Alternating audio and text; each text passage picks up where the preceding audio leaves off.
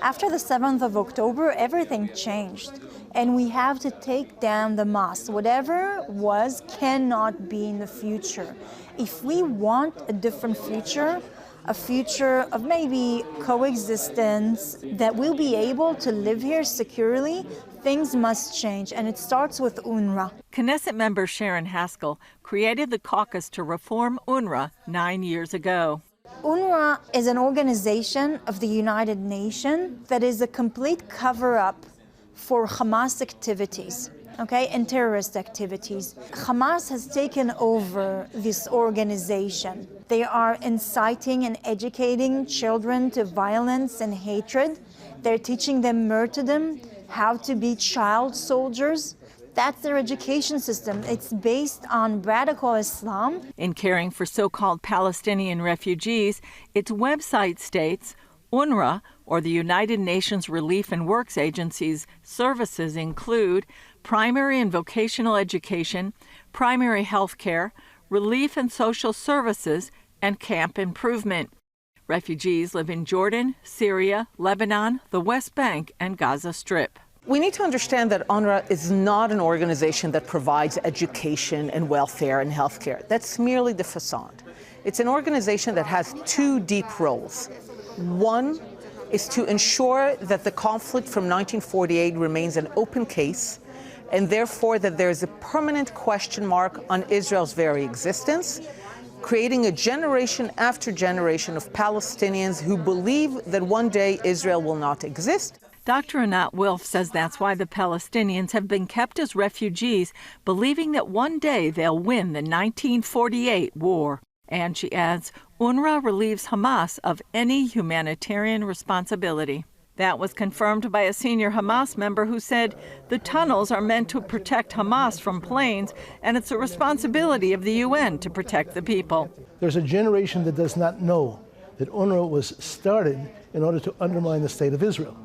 Count Falk Bernadette, who was the first UN mediator, he was upset with the the law of return. That law allows Jews worldwide to immigrate to Israel. So he said the Palestinians have to have the right of return. And he was the person behind the resolution, which it was a UN resolution, which became Resolution 194, and their inalienable right to go back to where they came from in 48, instead of being absorbed like any other refugee.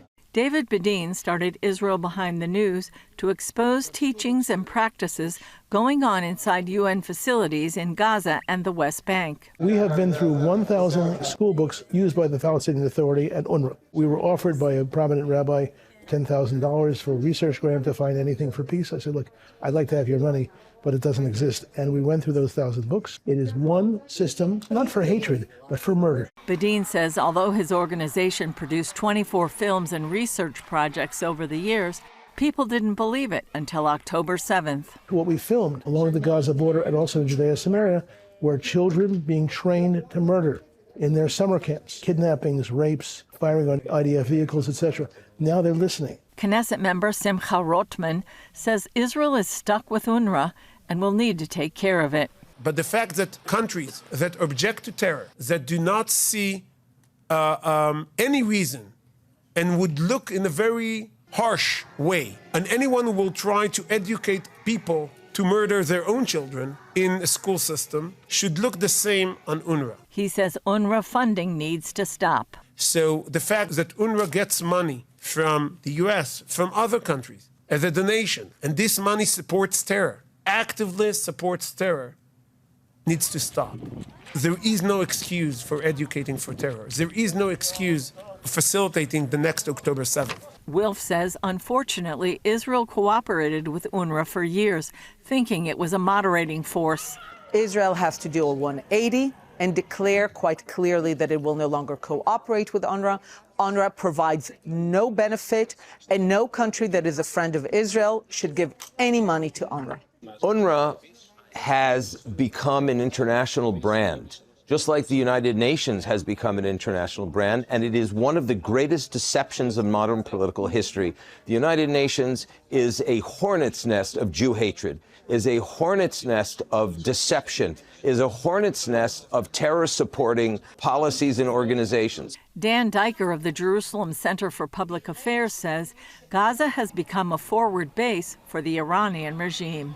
Today, it's the Iranian regime that is mobilizing UNRWA with its Hamas proxy to incite to the murdering of Jews and Israelis, to carry out acts of terror. They have sanctified as a strategic objective the destruction of Israel from within UNRWA compounds and organizations within Gaza. We know that an UNRWA employee actually was a kidnapper and a host of an Israeli hostage. Diker says an international body led by the U.S. should be formed to supervise UNRWA donations until it can be dissolved and responsibility given to local Palestinians. Though they have different ideas about how to deal with UNRWA, experts agree that whether UNRWA is dissolved immediately or over time, it's clear that changes will have to be made. Julie Stahl, CBN News, Jerusalem.